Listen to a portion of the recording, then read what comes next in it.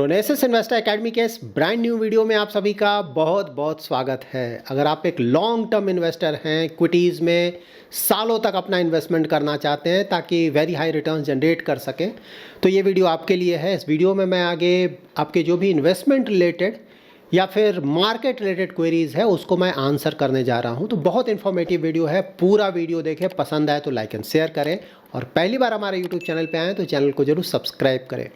देखिए, सबसे पहले मैं एक बहुत ही इंटरेस्टिंग डेटा के साथ ये वीडियो स्टार्ट करता हूँ, तो इसे समझें क्योंकि लॉन्ग टर्म इन्वेस्टमेंट जर्नी में ये ज़रूर फ़र्क करने जा रहा है हमारे लॉन्ग टर्म इन्वेस्टमेंट में, इक्विटी इन्वेस्टमेंट में। देखिए, मैंने कई बार पहले भी आप लोगों को बताया है ना कि वर्ल्ड ऑर्डर चेंज कर रहा है। इसका मतलब क्या हुआ कि जो डिफरेंट कंट्रीज़ है ना, मतलब सबका इकोनॉमिक स्टेटस होता है। पहले यूके बहुत स्ट्रांग हुआ करता था, उसके बाद यूएस बहुत स्ट्रांग हुआ, उसके बाद अब चाइना तेज़ी से ऊपर आ रहा है, उसके पीछे फिर इंडिया भी तेज़ी से आ रहा है। तो देखिए, अभी फ़िलहाल यूएस का अगर आप स्टेटस देखेंगे तो ऑफ कोर्स नंबर 1 है, लेकिन हाँ, धीरे धीरे मतलब यूएस में कुछ ऐसा हो रहा है जिसके कारण वो धीरे धीरे नीचे जाएगा समय के साथ, और धीरे धीरे आप देखेंगे कि चाइना और भी ज़्यादा स्ट्रांग होता जाएगा और उसके बाद इंडिया स्ट्रांग होगा। तो ओवरऑल वर्ल्ड इकोनॉमी में अभी देखें ना, तो जैसे यूएस की कंपनीज़ को, कंपनी से मैं आपको समझाता हूँ, समझ में आएगा। यूएस के अगर कंपनीज़ को देखेंगे तो वहाँ पे मेगा कैप होता है, लार्ज कैप होता है, उसके बाद मिड कैप, स्मॉल कैप होता है। मेगा कैप्स मीन्स बहुत बड़ी कंपनीज़, हाँ, like Nvidia, Apple, Google, Tesla, ये सब बहुत बड़ी कंपनीज़ हैं। इंडिया की जो कंपनीज़ हैं मार्केट कैप वाइज उनसे बहुत छोटी है, इवन लार्ज कैप की कंपनीज़। तो वर्ल्ड में अगर आप जीडीपी वाइज देखें तो यूएस और चाइना फ़िलहाल मेगा कैप्स हैं, बहुत बड़ा जीडीपी है इनका। और इंडिया को अगर आप देखें तो इंडिया में जो निफ्टी नेक्स्ट 50 का स्टॉक होता है ना, हम उस तरह के हैं, मतलब वो मेगा कैप्स हैं, हम निफ्टी नेक्स्ट 50 के स्टॉक हैं।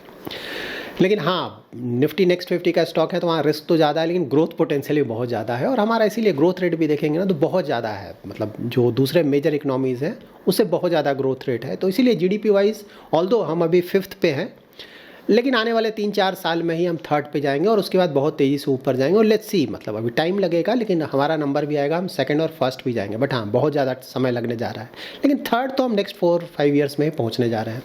तो देखिए, यहाँ पे वर्ल्ड ऑर्डर चेंज कर रहा है, तो इसका सबसे बड़ा रीज़न क्या है ना, यूएस का प्रॉब्लम। यूएस सबसे बड़ा प्रॉब्लम हम लोग क्या डिस्कस करते हैं, डेट। यहाँ पर आप यूएस का डेट चेक कर सकते हैं कितना ज़्यादा है 2024 में। देखिए, ये 35.46 ट्रिलियन यूएस डॉलर्स का डेट है, टोटल डेट यूएस का। हाँ, 1-2 ट्रिलियन नहीं है, 35.46 ट्रिलियन यूएस डॉलर्स, जो कि बहुत ज़्यादा है। यूएस का अगर आप 100 ईयर का डेटा देखेंगे ना तो 1924 में ये टोटल डेट हुआ करता था 395 बिलियन यूएस डॉलर्स, जो कि अब बढ़कर 35 से भी ज़्यादा ट्रिलियन यूएस डॉलर से भी ज़्यादा हो चुका है। और ये सिर्फ एक डेटा है ना, इसके अलावा अगर कुछ और डेटा अगर आप चेक करेंगे, देखिए एक और इंटरेस्टिंग डेटा है। देखिए, ये जो डेट है उसका कंपोजिशन क्या है। तो देखिए, जो intra government holding, intra government means government के डिफरेंट एजेंसीज के पास डेट, ये टोटल डेट का सिर्फ 7.38 ट्रिलियन यूएस डॉलर्स है। और पब्लिक के पास, मतलब बाहर, गवर्नमेंट के बाहर, ये डेट 28.6 ट्रिलियन यूएस डॉलर्स के आसपास है।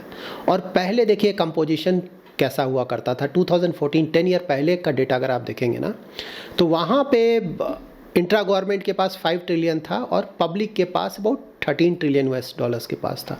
तो 10 ईयर्स में जो इंट्रा गवर्नमेंट डेट है वो सिर्फ 40, वो मतलब ये भी ज़्यादा ही बढ़ा है, 45% से बढ़ गया, ऐसा नहीं कम बढ़ा है। लेकिन ये जो पब्लिक का डेट है, पब्लिक डेट मीन्स बाहर, मतलब डिफरेंट कंट्रीज़ इन्वेस्ट कर रहे हैं या फिर जनता इन्वेस्ट कर रही है या फिर इंस्टीट्यूशनल इन्वेस्टर्स इन्वेस्ट कर रहे हैं, वो उस तरह से वो 122% से बढ़ा है सिर्फ 10 ईयर्स में। तो ऑफ कोर्स ये सब अच्छे साइन नहीं है, यूएस में प्रॉब्लम आने वाला है। ये देखिए एक और डेट, मतलब रेवेन्यू मीन्स कितना टैक्स कलेक्शंस हो रहा है, स्पेंडिंग मीन्स खर्च कितना कर रहे हैं। तो देखिए, रेवेन्यू उनका 5 ट्रिलियन यूएस डॉलर्स के पास है और स्पेंड कर रहे हैं ऑलमोस्ट 7 ट्रिलियन यूएस डॉलर्स के आसपास। तो उनका डिफिसिट है 1.83 ट्रिलियन यूएस डॉलर्स। एक और इंटरेस्टिंग डेटा मैं आपको दिखाता हूँ, ये देखिए उनका, अगर आप डेट टू जीडीपी रेशियो देखेंगे, बहुत इंपॉर्टेंट है, बोला जाता है 100 प्लस होगा तो फिर प्रॉब्लम आता है, 123% हो चुका है। हाँ, देखिए ये सारा डेटा देख कर क्या पता चलता है कि देखिए ऑल्दो यूएस बिल्कुल सही बात है, अभी जीडीपी वाइज बहुत बड़ा इकोनॉमी है, स्टॉक मार्केट सबसे बड़ा है वर्ल्ड की, जो मेजर कंपनीज़ हैं ना, मतलब profit wise, sales wise, market cap wise US में ही है। डेट मार्केट सबसे बड़ा है, उनका जो करेंसी है डॉलर सबसे स्ट्रांग है, ज़्यादातर जो वर्ल्ड ट्रेड होता है यूएस डॉलर्स में ही होता है। तो अभी तक बिल्कुल सही बात है, ये जो प्रॉब्लम्स हम देख रहे हैं अभी इसके कारण इश्यूज़ नहीं हो रहे हैं यूएस में, लेकिन अगेन ऐसा नहीं है कि फ्यूचर में प्रॉब्लम नहीं होगा, ठीक है। तो यूएस में आने वाले समय में आप देखेंगे कि ये जो भी चीज़ें हमने अभी डिस्कस किया ना, उसके कारण बहुत प्रॉब्लम आने जा रहा है। तो अगर आप लॉन्ग टर्म इन्वेस्टर हैं तो आपको जानना चाहिए, मे बी 5 ईयर्स के बाद या 10 ईयर्स के बाद या 15 ईयर्स के बाद आपको बिल्कुल ये सब देखने को मिलेगा कि यूएस में प्रॉब्लम आ रहा है और बहुत बड़ा प्रॉब्लम आ रहा है। सो लेट्स सी कब आता है, बट हाँ हमें ये सब चीज़ें पता होनी चाहिए, इसीलिए मैंने आपको बताया। आप लोग का क्वेरी है कि इंडियन स्टॉक मार्केट कब से फिर से ऊपर जाने लगेगा। तो देखिए नीचे क्यों जा रहा है ये तो हम अच्छी तरह से समझ चुके हैं ना। तो ऊपर तब जाएगा जब मोस्टली जो हमारा डेटा है ना थोड़ा इम्प्रूव करेगा, ठीक है। तो डेटा भी बहुत ख़राब आ रहा है और वैल्यूएशंस ज़्यादा है। तो लार्ज कैप तो मैंने पहले ही बताया वैल्यूएशंस ठीक ठाक हो चुका है, थोड़ा बहुत और गिरेगा तो बहुत अट्रैक्टिव हो जाएगा। Mid cap small cap valuations अभी भी ज़्यादा है, तो वहाँ से थोड़ा बहुत और गिरेगा।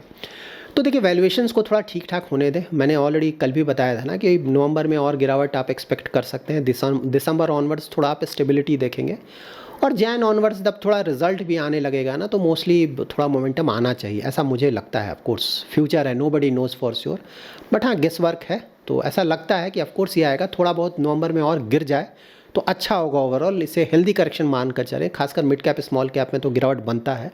अगर यहाँ से 10% के लगभग और गिर जाए तो अच्छा होगा, क्योंकि वहाँ से फिर आप फिर से अच्छे रिटर्न्स एक्सपेक्ट कर पाएंगे। क्योंकि देखिए एफआईएस भाग क्यों रहे हैं, क्योंकि पहले तो भागे चाइना में, क्योंकि वहाँ स्टिमुलस आया, थोड़ा बहुत रिटर्न आने लगा, थोड़ा बहुत वहाँ भागे, लेकिन वो शॉर्ट टर्म है। चाइना देखिए अभी भी बहुत ज़्यादा प्रॉब्लम चल रहा है वहाँ, रियल इस्टेट सुलझा नहीं है, पता नहीं सुलझेगा कि नहीं, अभी टाइम लगेगा। और प्लस ट्रम्प आ रहे हैं तो उसके कारण चाइना को और प्रॉब्लम आएगा। यूरोपियन जो कंट्रीज़ है उसके साथ भी चाइना का प्रॉब्लम चल रहा है। तो चाइना फिलहाल नहीं लगता है कि कुछ बड़ा होने जा रहा है, अच्छा होने जा रहा है वहाँ पे। तो मोस्टली यूएस ही ज़्यादातर लोग जा रहे हैं ना। यूएस में देखिए ट्रम्प भी आ गया, वहाँ बोल रहे हैं टैक्स कट करेंगे, बोल रहे हैं टैरिफ्स लगाएंगे। तो टैक्स कट करेंगे तो ऑफकोर्स वहाँ के इकोनॉमी को एक बूस्ट मिलेगा। तो देखिए मार्केट पहले मूव करता है, आपको पता है ना ये, इसीलिए यूएस मार्केट का ही परफॉर्मेंस देखें तो अच्छा चल रहा है। वहाँ पे बॉन्ड यील्ड्स देखिए कितने तेज़ी से ऊपर जा रहा है, तेज़ी से ऊपर जा रहा है। क्यों ऊपर जा रहा है?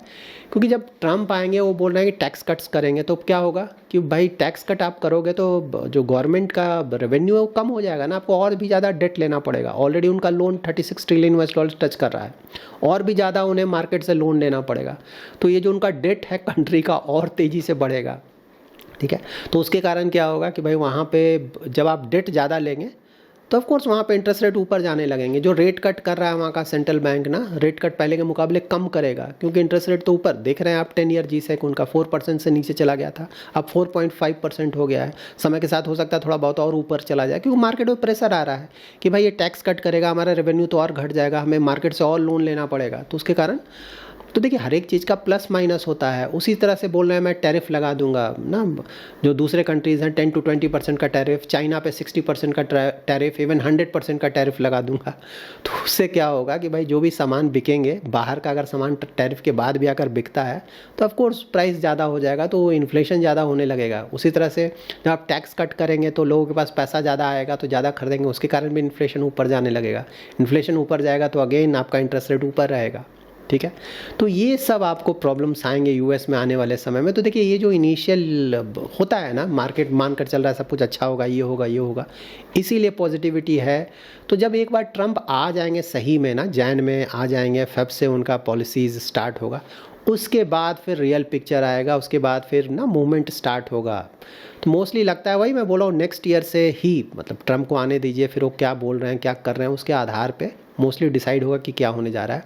और तब तक हमारा वैल्यूएशंस भी रीजनेबल हो चुका होगा, थोड़ा बहुत और गिर के रीजनेबल हो जाएगा। उसके बाद आप एक्सपेक्ट कर सकते हैं कि एफआईआईस का भी पैसा आने लगेगा। तो मोस्टली 2-3 मंथ्स का हेडेक ऐसा लगता है, नहीं हो तो अच्छा है भाई, लेकिन ऐसा लगता है कि नेक्स्ट 2-3 मंथ्स का हेडेक रहना चाहिए, और उसके बाद मोस्टली चीज़ें सेटल डाउन कर जाएंगे। लार्ज कैप्स अगेन मैं बोल रहा हूँ, आप लोगों का क्वेरी भी आया था, बोल रहे हैं लार्ज कैप ज़्यादा नहीं गिरेगा। मैं बोल रहा हूँ देखिए गिरने का तो सब कुछ ऑलरेडी गिर चुका है ना, 10% सब कुछ गिर चुका है, large cap, mid cap, small cap. तो अगर आप पोर्टफोलियो देखेंगे ना तो मिड कैप स्मॉल कैप का रिटर्न बहुत ज़्यादा आया था पहले, लार्ज कैप का रिटर्न थोड़ा कम आया था।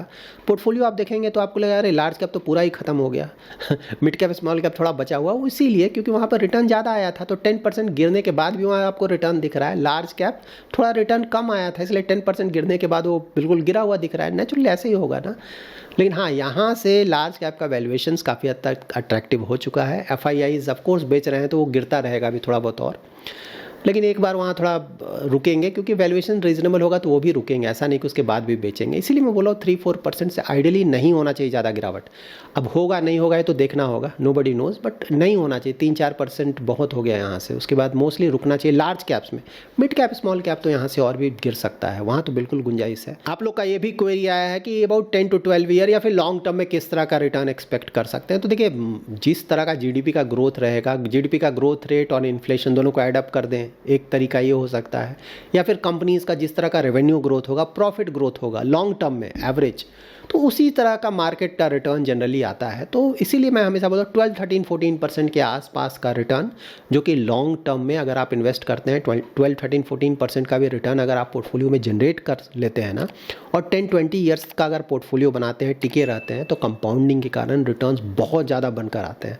तो रफली पास्ट में इस तरह का हुआ है, और इंडिया का जिस तरह का ग्रोथ रेट एक्सपेक्टेड है, कंपनीज का परफॉर्मेंस एक्सपेक्टेड है, गारंटी तो किसी चीज़ की नहीं है ना, स्टॉक मार्केट है, किसी चीज़ की कोई गारंटी नहीं है, बट हाँ, जिस तरह का अभी चल रहा है, पास्ट में जिस तरह का हुआ है, उसे देखकर इस तरह का हम गेस वर्क कर सकते हैं या प्रेडिक्शन कर सकते हैं कि भाई 12-13-14% के आसपास का रिटर्न हमें एक्सपेक्ट करना चाहिए। ऑफ कोर्स यहाँ पे मिक्सअप कैसा करते हैं, पोर्टफोलियो को बस डाइवर्सिफाई करके रखें ठीक ठाक, large cap, mid cap, small cap, तो इस तरह का आइडियली इस तरह का रिटर्न्स आना चाहिए। अब हम जान लेते हैं इंडियन मार्केट्स के बारे में, हमारे मार्केट्स के बारे में। तो देखिए, इंडियन मार्केट्स में वैल्यूएशन ज़्यादा है, कई बार डिस्कस कर चुके हैं। गिरने का बहाना चाहिए था, तो गिरने का बहाना क्या मिला, FIIs बेच रहे हैं। तो FIIs तो देखिए, ये तो बाहर के लोग हैं, उनको रिटर्न से मतलब है, उनको जहाँ रिटर्न दिखेगा वहाँ जाएंगे। इंडिया में फ़िलहाल उन्हें लगा कि भाई वैल्यूएशन बहुत ज़्यादा हो गया है, रिटर्न नहीं मिलने जा रहा है, इसलिए भाग गए। जब इंडियन मार्केट में रिटर्न वापस आने लगेगा वो फिर से वापस आ जाएंगे, कोई बड़ी बात है नहीं है, क्योंकि वो हमेशा ऐसा करते हैं। तो हमें सिर्फ इंडियन मार्केट पे ध्यान रखना है कि भाई इंडिया का जो मैक्रो इकोनॉमिक डेटा है ना, वो अच्छा होना चाहिए, हमारा GDP ग्रोथ रेट ठीक ठाक होना चाहिए, कंपनी का अर्निंग ठीक ठाक होना चाहिए।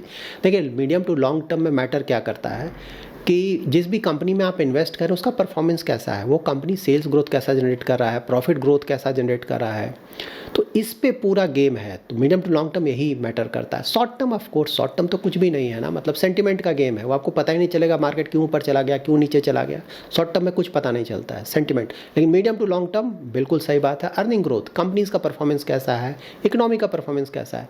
तो देखिए, अभी हम लोग क्या अर्निंग ग्रोथ पे बहुत ज़्यादा डिस्कशन कर रहे हैं ना कि खराब आ रहा है, बिल्कुल सही बात है। खासकर जो बड़ी कंपनीज हैं उनका तो बहुत ख़राब है।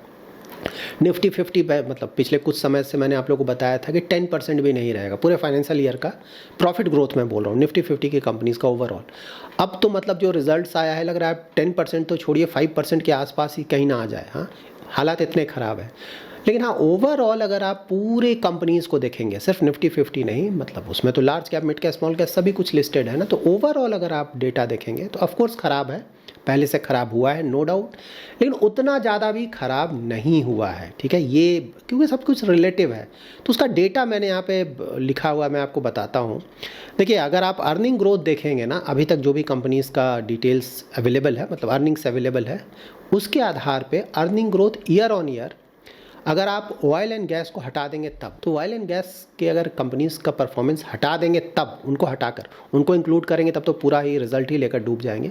उनको अगर हटा देते हैं तो year on year profit growth 15.2% से बढ़ा है, अभी तक जो डेटा अवेलेबल है उसके अनुसार मैं बता रहा हूँ। और रेवेन्यू मीन सेल्स ग्रोथ 8.5% से बढ़ा है।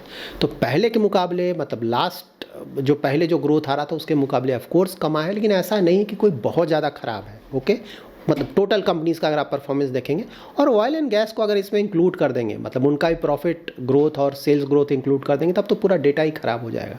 अगर उनको इंक्लूड करेंगे तो प्रॉफिट ग्रोथ 3.4% पे आ जाएगा और सेल्स ग्रोथ 6.8% पे आ जाएगा, क्योंकि पूरा का पूरा जो इस बार का रेवेन्यू ग्रोथ था ना, या फिर profit growth, oil and gas जो कंपनीज़ हैं वो लेकर बैठ गए, उनका परफॉर्मेंस बहुत ख़राब था क्योंकि मार्जिन वहाँ पे नहीं था, उनका मार्जिन बुरी तरह से गिरा, रिफाइनिंग मार्जिन्स, तो उसके कारण परफॉर्मेंस हिट हुआ है। ऑयल एंड गैस का अगर स्टैंड अलोन देखेंगे ना तो रेवेन्यू ग्रोथ सिर्फ 1.6% का हुआ है और प्रॉफिट गिरा है 46.7% से, ठीक है। लेकिन हाँ, उसको अगर हटा दे तो ओवरऑल इतना ज़्यादा पहले से ख़राब है, लेकिन ऐसा नहीं कि पूरा ख़राब हो गया है, तो ठीक ठाक परफॉर्मेंस है। थोड़ा बहुत डाउन हुआ है लेकिन वो तो चलता है ना, मतलब हमेशा ही तो एक जैसा का परफॉर्मेंस नहीं, 1-2 क्वार्टर अप डाउन चलता है, तो वही चीज़ है। और लास्ट फाइनेंशियल ईयर में अगर आप परफॉर्मेंस देखेंगे ना, मतलब प्रॉफिट ग्रोथ 36%, इसी पीरियड का लास्ट ईयर का अगर देखेंगे तो 36% का प्रॉफिट ग्रोथ हुआ था। तो बेस भी बहुत ज़्यादा था लास्ट ईयर का, तो उस कारण भी फ़र्क पड़ता है ना, क्योंकि उस समय कमोडिटी प्राइसेस कम थे, तो ओवरऑल जो कॉस्ट था, रॉ मटेरियल कॉस्ट कम था, तो उसके कारण प्रॉफिट ग्रोथ बहुत ज़्यादा आया था। अब इंडियन इकोनॉमी पे देखिए, जो हाई इंटरेस्ट रेट है उसका फ़र्क पड़ने लगता है ना, हाई इंटरेस्ट रेट बहुत ज़्यादा समय से इंडियन इकोनॉमी में भी है, तो उसके कारण कॉस्ट ऑफ फंड्स आपको पता है थोड़ा महंगा हो जाएगा। फिर अभी रॉ मटेरियल कॉस्ट भी थोड़ा ज़्यादा है, इसके कारण मार्जिन्स बुरी तरह से हिट हुए हैं। मार्जिन्स अगर आप देखेंगे तो 160 बेसिस पॉइंट से नीचे गया है, मतलब 1.6% से, इसीलिए प्रॉफिट्स भी बुरी तरह से हिट हुआ है। तो देखिए, अगर सुपरस्टार बोले, मतलब कि सबसे अच्छा परफॉर्मेंस किसका है सेक्टर वाइज आप लोग जानना चाहते हैं ना, और सबसे ख़राब परफॉर्मेंस किसका है, तो सबसे ख़राब परफॉर्मेंस तो ऑलरेडी मैंने आपको बताया ऑयल एंड गैस, और सेकंड में मेटल्स। इन दोनों का परफॉर्मेंस अच्छा नहीं रहा है। रिटेल इन्वेस्टर्स को मैं हमेशा ही बोलता हूँ कि देखिए, मेटल से दूर रहें और केमिकल से दूर रहें, इन दोनों सेक्टर से दूर रहें तो अच्छा होगा। बहुत ज़्यादा रिस्की होता है, सिक्लिकल होता है। और हाँ, अच्छा परफॉर्मेंस किसका है, तो ऑफ कोर्स ये भी हम कई बार डिस्कस कर चुके हैं, आप भी गेस कर सकते हैं। तो फाइनेंशियल्स का सबसे अच्छा परफॉर्मेंस है, मतलब उसके कारण ही ओवरऑल रेवेन्यू ग्रोथ है या फिर प्रॉफिट ग्रोथ है वो अच्छा आया है। और उसके अलावा फार्मा का परफॉर्मेंस ठीक है। निफ्टी 50 कंपनीज़ का अगर आप मार्जिन वाइज परफॉर्मेंस देखेंगे ना, तो परफॉर्मेंस आईटी का, हेल्थ केयर, फाइनेंशियल और डिफेंस सेक्टर्स का परफॉर्मेंस अच्छा रहा है। मार्जिन वाइज मैं बोल रहा हूँ। किसका परफॉर्मेंस खराब रहा है, oil and gas, power, retail और एफएमसीजी। जो हमने अभी डिस्कस किया ये पास्ट है, ये हो चुका है, ठीक है। तो जो हो चुका है उसके बारे में आप कुछ नहीं कर सकते, आपको क्या देखना है, फ्यूचर में क्या होगा। इंडिया में हम यही देखते हैं ना कि भाई 10 ईयर 20 ईयर के बाद इंडिया कहाँ होगा, उस पर ही पैसा लगाया जाता है। जो लॉन्ग टर्म इन्वेस्टर, पैसा वहाँ लगता है ना। उसी तरह से अर्निंग ग्रोथ भी अब आगे देखना है। जो हो चुका है ठीक है भाई, थोड़ा ख़राब हुआ, आगे देखना है। तो आगे देखिए H2 मोस्टली अच्छा होने जा रहा है। अक्टूबर का डेटा ऑलरेडी मैंने आप लोगों से डिस्कस किया था ना। 2 व्हीलर देखिए बहुत अच्छा ग्रोथ आया है। 4 व्हीलर अगर ग्रोथ देखें तो बहुत ज़्यादा आपको नहीं मिलेगा, लेकिन वो इसलिए नहीं मिलेगा क्योंकि इन्वेंट्री बहुत ज़्यादा हो गया था 4 व्हीलर में, तो इन्वेंट्री पूरा ख़त्म हो गया है। इस अक्टूबर जो फेस्टिवल सीजन चला ना उनका, तो इन्वेंट्री पूरा बिक गया, तो वहाँ भी अच्छा खासा सेल्स हुआ है। और उसके अलावा इलेक्ट्रॉनिक सेल्स आप जाकर देखें ना, मोबाइल फ़ोन्स बहुत बिके हैं इस बार फेस्टिवल सीजन में, एसी बहुत बिका है, लैपटॉप्स बिका है, फ्रिज बिका है, मतलब ज़्यादातर इलेक्ट्रॉनिक सेल्स अगर आप देखेंगे तो मतलब all time high, festival season की मैं बोल रहा हूँ, उतना ज़्यादा बिका है।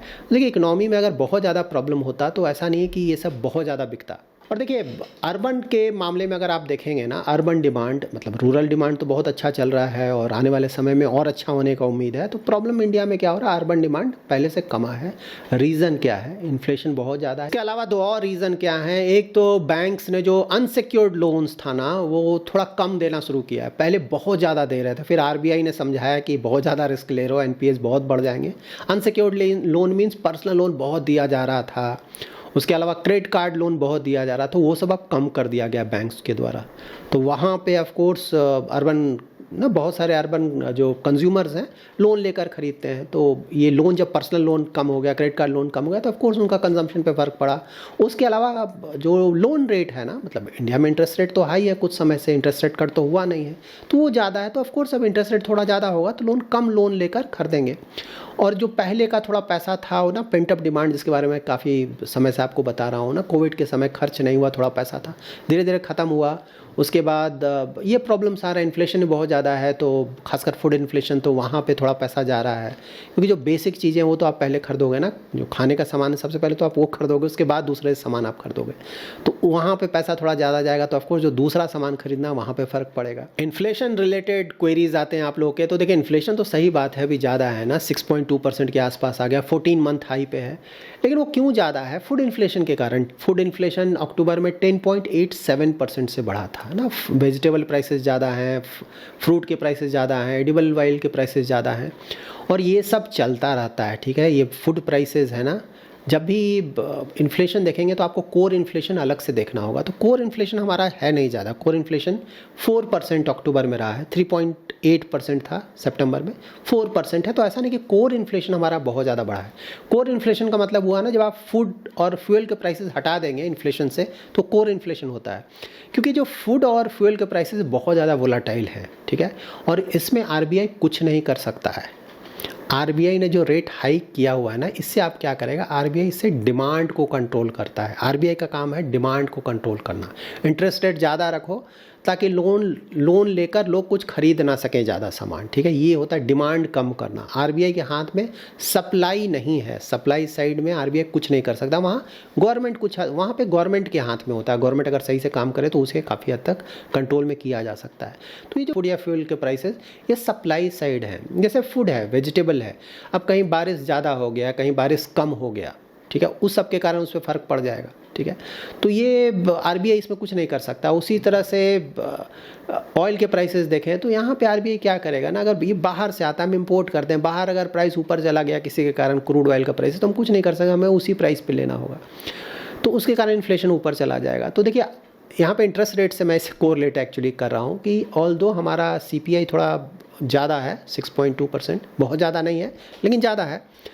तो यहाँ पे आरबीआई बोल रहा है मैं रेट कट नहीं करूँगा, ठीक है, आरबीआई का कॉल है। लेकिन गवर्नमेंट की तरफ से अब देखा जा रहा है कि स्टेटमेंट्स आने लगे हैं, थोड़ा प्रेशर आ रहा है आरबीआई पे कि भाई अब तुम रेट कट स्टार्ट करो, क्योंकि ये नहीं, आरबीआई के हाथ में फूड इन्फ्लेशन तो है नहीं, आरबीआई के हाथ में है कोर इन्फ्लेशन, उसको कंट्रोल। तो कोर इन्फ्लेशन हमारा काफ़ी हद तक कंट्रोल में 4% के आसपास है, तो इसीलिए प्रेशर आ रहा है। बट हाँ, आरबीआई फ़िलहाल नहीं लगता है कि रेट कट करेगा। मोस्टली फरवरी जो हम डिस्कस कर रहे हैं ना, उसी समय रेट कट होगा, क्योंकि फूड इन्फ्लेशन देखेंगे ना कि नवंबर में आप देखेंगे थोड़ा कम होगा और दिसंबर ऑनवर्ड्स काफ़ी तेज़ी से कम होगा, क्योंकि ओवरऑल अगर फसल देखें ना, खरीफ फसल तो अच्छा खासा हुआ है, रबी का भी जो सोइंग हो रहा है ठीक ठाक चल रहा है, तो मोस्टली इससे फ़र्क पड़ेगा, अच्छा खासा पॉजिटिव फ़र्क पड़ेगा। आप देखेंगे क्योंकि जो सीपीआई फिगर होता है ना, उसमें फूड इन्फ्लेशन का जो परसेंटेज है 46% के आसपास होता है। तो अगर फूड प्राइसेस कहीं भी ऊपर जाएंगे तो पूरा सीपीआई का नंबर वो ख़राब हो जाता है उसके कारण। लेकिन फूड प्राइसेस कम होंगे ऑफ कोर्स, नवंबर में आप देखेंगे थोड़ा कम होगा और दिसंबर ऑनवर्ड्स काफ़ी हद तक कंट्रोल में आने लगेगा। और ओवरऑल जो सीपीआई का फिगर है ना, आरबीआई का जो फिगर दिया आरबीआई ने कि इस फाइनेंशियल ईयर में 4.5% के आसपास होगा, मोस्टली फरवरी मार्च जाते जाते तक हमें वो फिगर देखने को मिल जाएगा। तो इन्फ्लेशन ऑफ कोर्स ये शॉर्ट टर्म हिकअप्स है, आने वाले समय में हम देखेंगे ये कमेगा। इंडियन इकोनॉमिक फ्रंट पे एक और अच्छा डेटा है, आईआईपी का डेटा आया है सितंबर का, ईयर ऑन ईयर 3.1% से बढ़ा है, और अगस्त में ये डिक्लाइन हुआ था 0.1% से, तो ये भी एक पॉजिटिव न्यूज़ है। और जीडीपी ऑफ कोर्स आप लोग के क्वेरीज आते हैं, देखिए जीडीपी आरबीआई 7.2% बोल रहा है, लेकिन हाँ गवर्नमेंट ऑफ इंडिया ने तो बोला है 6.5 to 7%। पर्सनली 7% के आसपास तो आना चाहिए। देखिए ये जो आरबीआई 7.2% बोल रहा है ना, पूरे साल का बोल रहा है, ठीक है। अभी हमारा 6 मंथ्स ही पूरा हुआ है, 6 मंथ्स बचा हुआ है, तो अभी से रोना धोना स्टार्ट कर देना कि सब कुछ ख़त्म हो गया, बर्बाद हो गया, सही नहीं होगा। हमें H2 का परफॉर्मेंस देखना होगा, क्योंकि ये जो भी एस्टिमेट होता है, आरबीआई को भी एग्जैक्टली पता नहीं कितना होगा, ये एस्टिमेट किया जाता है कि भाई इस तरह का, अगर नहीं होगा तो ठीक है, उसे कम करना पड़ेगा, हाँ डाउनवर्ड रिवीजन करना पड़ेगा। लेकिन अभी H2 का देखना पड़ेगा, क्योंकि अक्टूबर के जो भी डेटा आया है अभी तक वो बहुत अच्छा डेटा आया है, तो देखना होगा। तो ऐसा लगता है कि 7% के आसपास होना चाहिए अगर, क्योंकि देखिए थर्ड क्वार्टर तो अभी तक ऐसा लग रहा है कि अच्छा होगा, और फोर्थ क्वार्टर जनरली अच्छा होता है, पास्ट में भी देखेंगे, क्योंकि लास्ट क्वार्टर ज़्यादातर कंपनीज ट्राई करती हैं, ईयर एंड आता है ना वो, तो ईयर एंड का जो डेटा हुआ थोड़ा अच्छा हो, ज़्यादातर कंपनीज कोशिश करती है। कुछ कंपनीज तो ऐसी भी होती है जो कि थोड़ा बिजनेस बचा कर रखती हैं कि भाई लास्ट क्वार्टर में उसको शो किया जाएगा, ताकि ओवरऑल जो परफॉर्मेंस है ना वो अच्छा दिखे, ये सब होता है। तो Q4 का मोस्टली अच्छा रिजल्ट आप मान कर चलें, और Q3 का भी रिजल्ट अभी तक जो डिटेल्स आ रहे हैं ठीक आना चाहिए। तो इसीलिए अभी जल्दबाजी नहीं करना चाहिए आइडियली, और ज़्यादातर जो एजेंसीज भी हैं उसका भी देखेंगे तो 7% के आसपास लोग दे रहे हैं। तो लेट्स सी, थोड़ा बहुत ऊपर नीचे चलता है, बट ऐसा नहीं कि कोई बहुत ज़्यादा ख़राब होगा। Q2 आई एग्री, मतलब जीडीपी फिगर जो आएगा बहुत कम होगा, लेकिन सिर्फ Q2 डिसाइड नहीं करेगा ना कि पूरे फाइनेंशियल ईयर का हमारा ग्रोथ कितना होगा, ठीक है, ये चीज़ें आप समझें। तो लेट्स सी, मतलब Q3 कैसा होता है, तो जैन ऑनवर्ड्स हमें पता चलेगा। उसके बाद मतलब जैन में जब रिजल्ट्स आने लगेंगे ना, थोड़ा और डेटा आने लगेगा, तब सही पिक्चर पता चलेगा कि भाई जीडीपी ग्रोथ रेट कहाँ तक जा सकता है। बट अभी तक 7% तक तो आना चाहिए, अगर H2 अच्छा होता है तब। वो देखना होगा। इंडियन इकोनॉमी से रिलेटेड एक और बहुत पॉजिटिव डेटा है ना, जब भी आप किसी भी स्टॉक में इन्वेस्टमेंट करते हैं तो आप सबसे ज़्यादा इंपॉर्टेंस किसे देंगे? ऑफ कोर्स प्रॉफिट ग्रोथ बहुत इंपॉर्टेंट है, और उसके अलावा आरओई बहुत इंपॉर्टेंट है, रिटर्न ऑन इक्विटी। मतलब जो भी पैसा उस कंपनी में इन्वेस्ट किया जा रहा है, उस पैसे से कंपनी किस तरह का रिटर्न जनरेट कर रहा है, ये बहुत इंपॉर्टेंट है। हमें हर एक कंपनी का इन्वेस्टमेंट करने से पहले चेक करना चाहिए कि लॉन्ग टर्म ट्रैक रिकॉर्ड कैसा रहा है। आरओई, तो देखिए आरओई फ्रंट पे अगर आप लास्ट 10 ईयर्स का डेटा देखेंगे ना डिफरेंट कंट्रीज़ का, तो वैसी कंपनीज जिनका आरओई 20% से भी ज़्यादा है, तो नंबर ऑफ कंपनी जो कि सबसे ज़्यादा है वो है यूएस में, नंबर 1 यूएस में है। ठीक है, यूएस में सबसे ज़्यादा कंपनीज हैं जो कि 20% से भी ज़्यादा का आरओई जनरेट करती हैं। और सेकंड नंबर किसका है? सेकंड नंबर है इंडिया का। इंडिया में second highest number of companies हैं जो कि 20% से भी ज़्यादा का आरओई जनरेट करती हैं। तो ये भी हमारे लिए बहुत बड़ा पॉजिटिव न्यूज़ है। So that's it in this video. अगर ये वीडियो पसंद आया है तो लाइक एंड शेयर करें। पहली बार हमारे यूट्यूब चैनल पे हैं तो चैनल को जरूर सब्सक्राइब करें। इस वीडियो से रिलेटेड कोई भी क्वेरी है तो कमेंट में जरूर मेंशन करें। आने वाले वीडियोज़ में ट्राई करूँगा उन क्वेरीज़ को आंसर करने का। Thanks lot for watching.